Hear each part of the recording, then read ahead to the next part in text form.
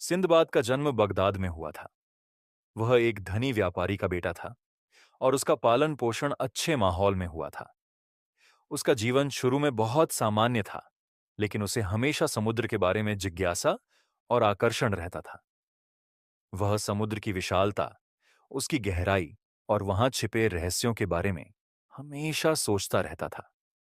Sinbad का दिल व्यापारी कामों में नहीं लगता था, बल्कि उसकी ख्वाहिश थी कि वह एक समुद्री यात्री बने और समुद्र के अनदेखे हिस्सों की खोज करें। अपने जीवन के इस उद्देश्य को पूरा करने के लिए उसने अपने पिता के व्यापारिक कार्यों से विराम लिया और समुद्र में यात्रा करने का निर्णय लिया। सिंदबाद ने अपनी पहली यात्रा की शुरुआत एक व्यापारी जहाज से की। यह जहाज बगदाद से बहुत दूर यात्रा करने के लिए तैयार हो रहा था। सिंदबाद ने अपना सामान तैयार किया और समुद्र में एक नई यात्रा की शुरुआत की। यह यात्रा उसे उन अद्भुत और रहस्यमय स्थानों तक ले जाने वाली थी जिनका सपना उसने हमेशा देखा था। पहली यात्रा का प्रारंभ बहुत ही सामान्य था। जहाज समुद्र में आराम से यात्रा कर रहा था। किनारों से दूर जाने पर समुद्र की लहरें और हवाएं थोड़ी तेज होने लगीं, लेकिन सिंदबाद को इस सब का अनुभव था और वह समुद्र के रोमांचक संसार का आनंद ले रहा था। यह समुद्र की पहली बड़ी चुनौती थी, लेकिन सिंदबाद बहुत खुश था कि वह आखिरकार समुद्र की महान यात्रा पर था। जैसे ही जहाज समुद्र की गहराई में प्रवेश करता गया, एक भयंकर तूफान आ गया। यह तूफान इतना भयंकर था कि जहाज के नायक और चालक दल को भी नहीं समझ में आया कि क्या हो रहा था। लहरों की तेजी और हवाओं के रुख ने जहाज को जैसे अपने साथ खींच लिया। समुद्र का गुस्सा उस पर पूरी तरह से टूट पड़ा।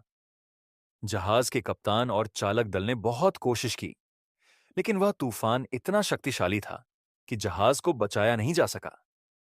तेज हवाओं और लहरों ने जहाज को तोड़कर उसे समुद्र में डुबो दिया। सिंदबाद और अन्य यात्रियों ने किसी तरह अपनी जान बचाई, लेकिन जहाज पूरी तरह से नष्ट हो गया और बहुत से लोग मारे गए। सिंदबाद किसी तरह एक बड़े से तट पर पहुंचने में सफल हुआ। यह तट एक द्वीप था जहां वह अकेला फंसा हुआ था। समुद्र ने उसे अपनी पहली यात्रा में बहुत बड़ी चुनौती दी थी, लेकिन वह फिर भी हार मानने वाला नहीं था। वह जानता था कि अगर उसे इस जगह से बचना है, तो उसे अपनी चतुराई और साहस का इस्तेमाल करना होगा। जब सिंदबाद उस द्वीप पर पहुंचा, तो वह पूरी तरह से थका हुआ और परेशान था। द्वीप पर कोई भी बस्ती नहीं थी। केवल पेड़ पौधे, ताजे फल और समुद्र की लहरों की आवाज सुनाई दे रही थी। सिंदबाद ने थोड़ा आराम किया और फिर उस द्वीप की खोज शुरू की। उसे धीरे धीरे यह समझ में आने लगा कि यह द्वीप साधारण नहीं था। वह द्वीप दरअसल एक विशाल समुद्री जीव था, जो जब भी जहाजों को उसके पास देखता, उसे अपनी तरफ खींच लाता था।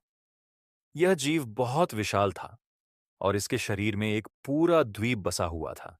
जब सिंदबाद ने इस जीव के बारे में जान लिया, तो वह समझ गया कि यह द्वीप समुद्र के उस विशाल जीव का हिस्सा है। अब सिंदबाद को यह समझ में आ गया था कि यह जगह उसके लिए खतरनाक हो सकती है, लेकिन उसकी बुद्धिमानी और साहस ने उसे एक रास्ता दिया।